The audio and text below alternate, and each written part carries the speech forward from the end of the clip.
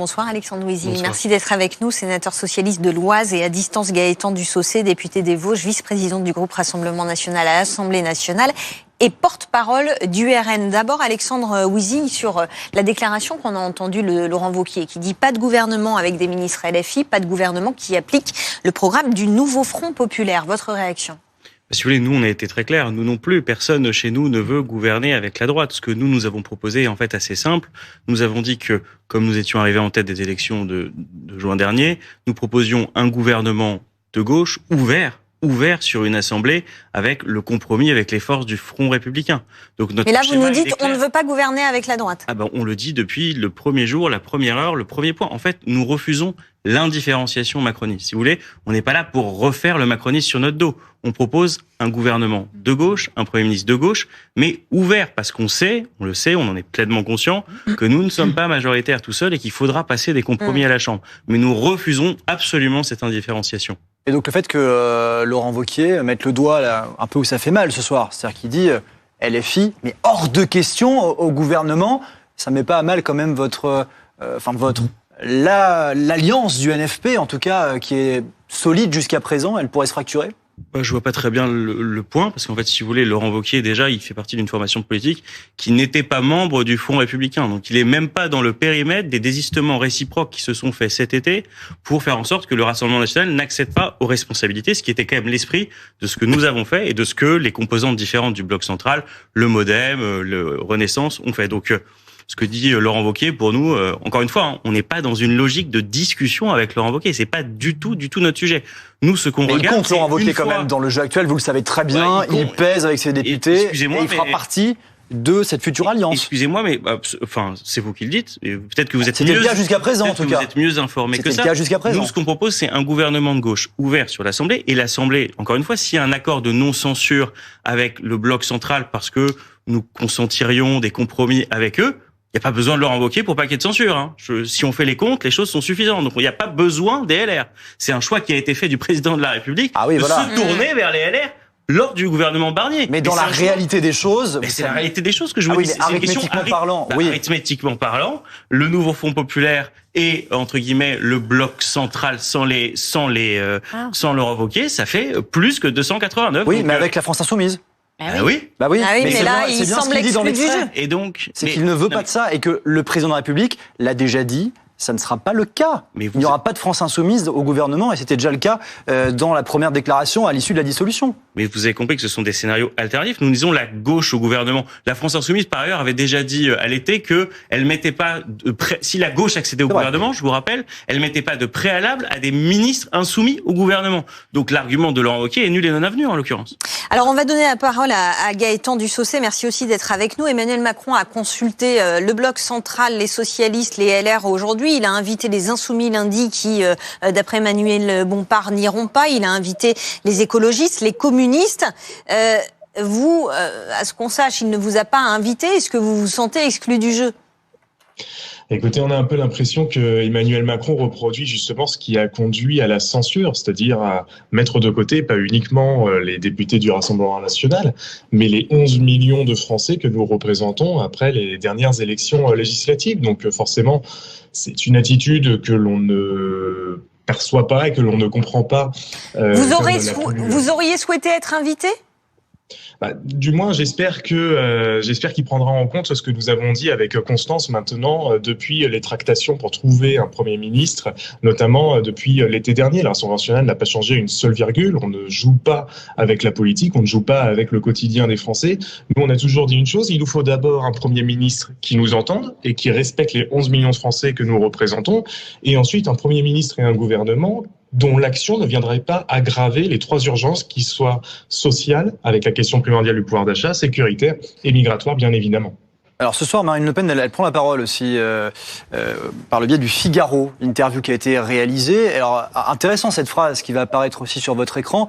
Elle ne dit pas non, Marine Le Pen, à potentiellement une nouvelle motion de censure, que personne ne pense que j'aurai dorénavant les mains liées. Je peux tout à fait voter à nouveau une motion de censure. C'est quoi la stratégie là de Marine Le Pen? C'est de montrer qu'elle a encore la main, quel que soit le scénario qui se déroule sous nos yeux? Mais nous ne faisons pas de la politique pour nous-mêmes ou pour défendre nos intérêts. Nous faisons de la politique pour faire respecter le mandat que nous ont confié les Français. Les 11 millions de Français qui nous ont accordé leur confiance l'ont fait pour qu'on les défende au quotidien et qu'on les protège face aux mauvaises décisions qui sont celles de la politique d'Emmanuel Macron. Donc évidemment, si demain le nouveau Premier ministre ne tient pas compte des conditions que nous avons fixées et son action viendrait ensuite à aggraver la situation comme le faisait le budget de Michel Barnier, eh bien évidemment nous le censurons parce que nous avons été élus évidemment pour ça. Donc je pense qu'il y a un moment donné, il faut évidemment que Emmanuel Macron, le gouvernement et même toute une classe politique essayent de sortir un petit peu de ce mépris du Rassemblement national et à travers ce mépris, le mépris de 11 millions de Français. Voyez-vous, quand j'entendais encore sur votre plateau à l'instant Monsieur Clément Beaune dire que la priorité c'est de sortir des griffes du Rassemblement national, mais désolé, on ne sort pas de la démocratie. On respecte le résultat des élections. Le résultat de ces élections, c'est 11 millions de Français dont il faut entendre la volonté de changement.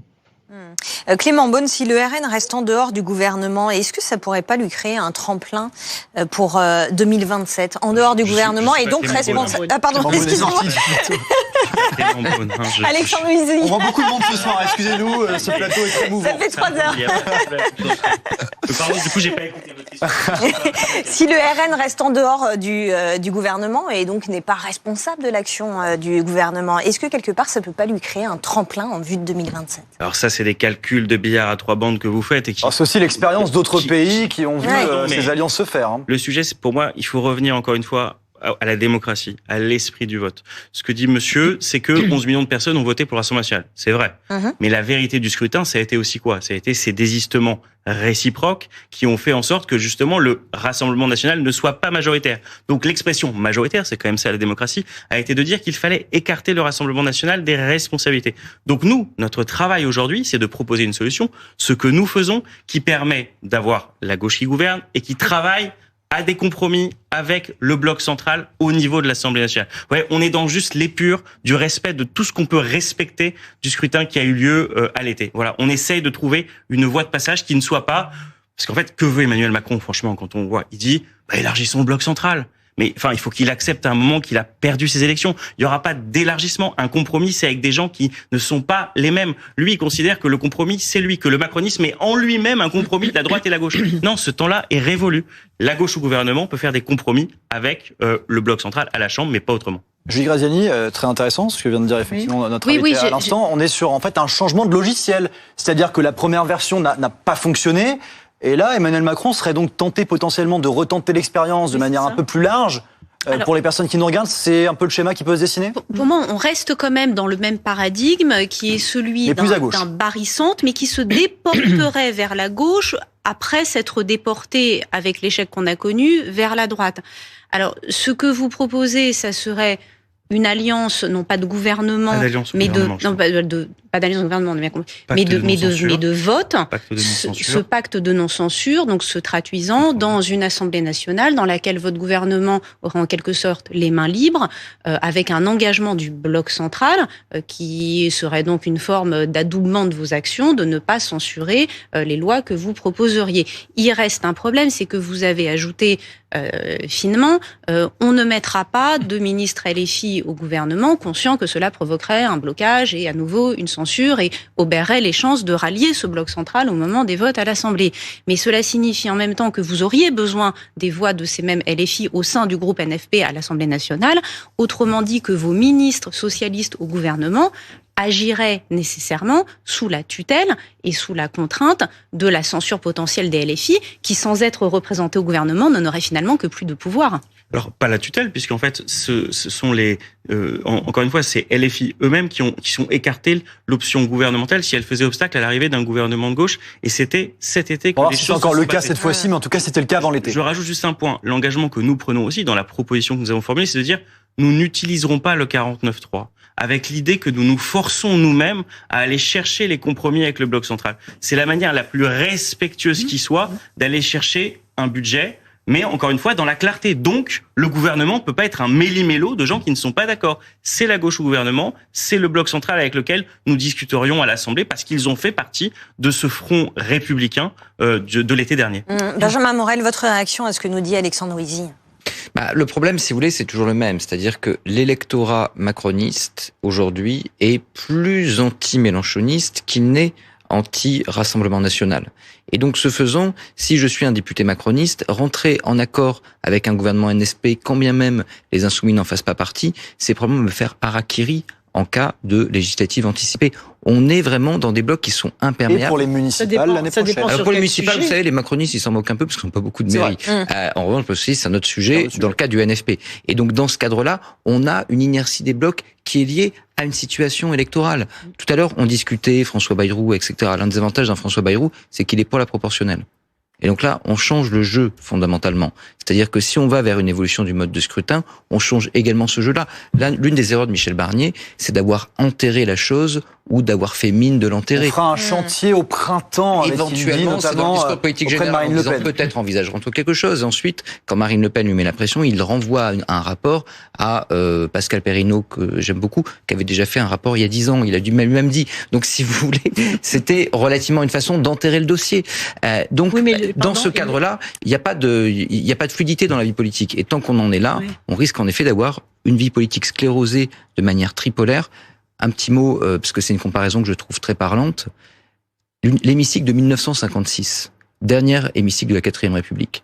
Il y a 25% de communistes avec qui on peut pas faire alliance. 8% de pujadistes, 4% de gaullistes. On peut pas faire alliance avec eux, ils sont contre le régime. Ça fait 37,5% de votre hémicycle qui est gelé à toute alliance. Aujourd'hui, vous avez 25% de RN, 12,5% de la FI. C'est également le même chiffre. C'est pas un hasard si la vie politique sclérosée de la fin de la 4e République a amené à cette accélération. Si jamais vous ne rentrez pas ni dans une stratégie d'alliance avec l'un, ni avec l'autre, ni que vous ne faites fondre les frontières entre les blocs, structurellement, c'est pas gouvernable. Et d'où la crise du régime évoquée notamment par Édouard Philippe aussi, il faisait référence à ça dans sa prise de parole. Vous vouliez réagir? Oui, parce que je suis d'accord avec cette analyse. Sauf que s'il y a cette impossibilité justement de faire une coalition, c'est quand on parle des organisations politiques. Mais si on repart des projets opérationnels qui vont arriver dans le débat parlementaire, par exemple, il faut faire une loi pour redonner aux agriculteurs les avantages qui étaient dans le projet de loi de finances. Ça peut très bien se faire par une loi sur l'agriculture. Là, on peut construire des compromis sujet par sujet. Comprenez? Donc, cet argumentaire que vous développez en disant, non, finalement, les macronistes, si jamais il y a un gouvernement où il y a des LFI qui sont quand même à l'Assemblée, même s'ils ne sont pas dans le gouvernement, ils ne seront pas contents. Non, parce que les gens, maintenant, ils veulent que leurs problèmes soient réglés. La seconde observation, quand vous dites que Michel Barnier, il avait repoussé au calendrier grec le projet de loi sur la proportionnelle, mais c'est par honnêteté politique qu'il a fait. Parce que là, dans l'ordre du jour de l'Assemblée nationale, les Français n'auraient pas compris qu'on se lance dans un pugilat sur la modification de la réforme du mode de scrutin, alors qu'il y avait le projet de loi de finances de sécurité sociale, le projet de budget à faire, les urgences sociales, et vous savez qu'un débat sur le mode de scrutin aura entraîné beaucoup de conflits et de débats et des heures de débat à l'Assemblée nationale. Vous savez comment c'était une exigence de beaucoup de partis politiques et que le record pour voter une loi sur la 5e République, c'est 1 jour et demi. On peut avoir des débats préalables. Oui. L'obstacle parlementaire de l'ordre du jour n'en est pas un. En quelques mots, Alexandre. Vous voyez qu'en plus, dans l'agenda qui a été choisi, l'agenda de janvier qui avait été fixé préalablement par Michel Barnier, c'était une nouvelle loi immigration. Il aurait très bien pu mettre à l'agenda après les séquences budgétaires, qui moi je suis d'accord avec vous s'imposait après la séquence budgétaire, mettre la question de la proportionnelle dans le débat. Il ne l'a pas fait. C'était un vrai choix politique pour le coup de parler à l'extrême droite et de dire l'AME et tout ce que vous.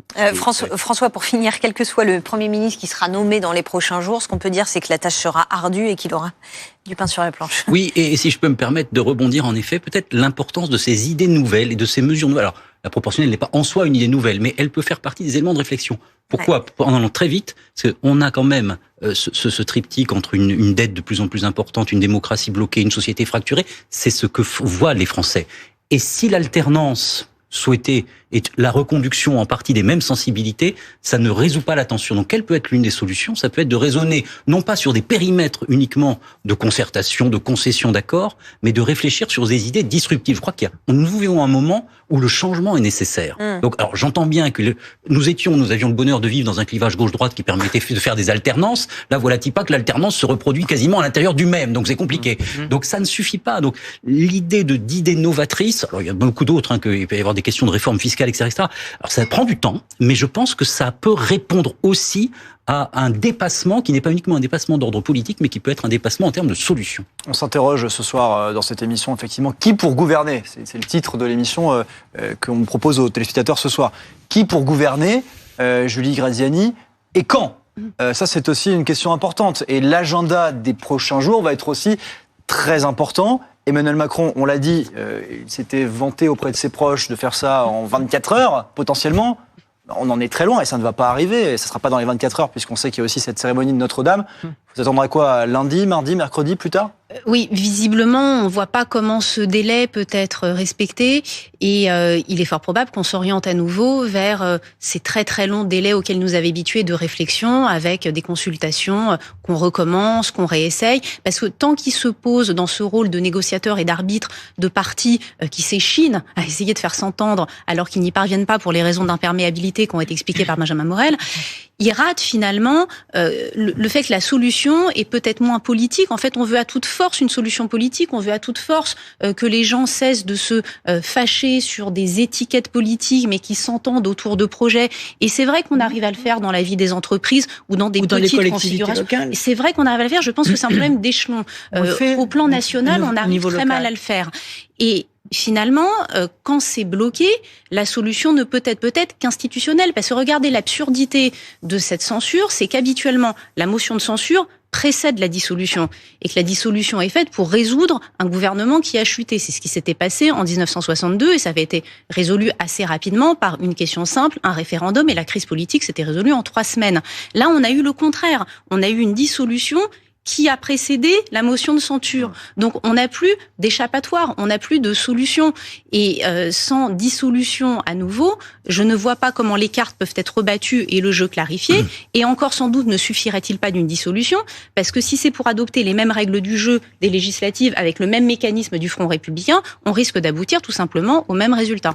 En quelques mots, vraiment, Benjamin, on a dit que ça pourrait prendre plusieurs jours pour voir ce nouveau Premier ministre nommé. Est-ce qu'il est contraint, Emmanuel Macron, en termes d'agenda? C'est-à-dire, est-ce qu'il y a une deadline? Il n'y a pas de deadline. Un président de la République peut maintenir 1 an, 5 ans, un gouvernement démissionnaire. C'est pas très très bon pour la gestion de l'État, par contre. On l'a vu. Pendant 51 jours, hors session, ça va. Il faut mieux aller vite, surtout en période budgétaire, parce que on ne sait pas exactement ce que peut faire un gouvernement démissionnaire. On ne sait pas s'il peut déposer une loi spéciale. On pense que oui, il n'a encore pas de précédent, donc beaucoup de modestie. On pense en revanche qu'il ne peut pas déposer un vrai budget. Quoi qu'il arrive, il ne peut pas utiliser un 49 alinéa 3. Donc on est sur la période budgétaire dans la nécessité d'avoir rapidement un gouvernement qui travaille un PLF et un PLFSS nouveau, qui fasse adopter ces lois spéciales et qui ensuite va permettre en janvier, en février, de faire passer les budgets. Là, c'est l'urgence et ça implique d'aller quand même assez vite. Et on va suivre ça, évidemment, très attentivement. Merci à tous d'avoir été avec nous.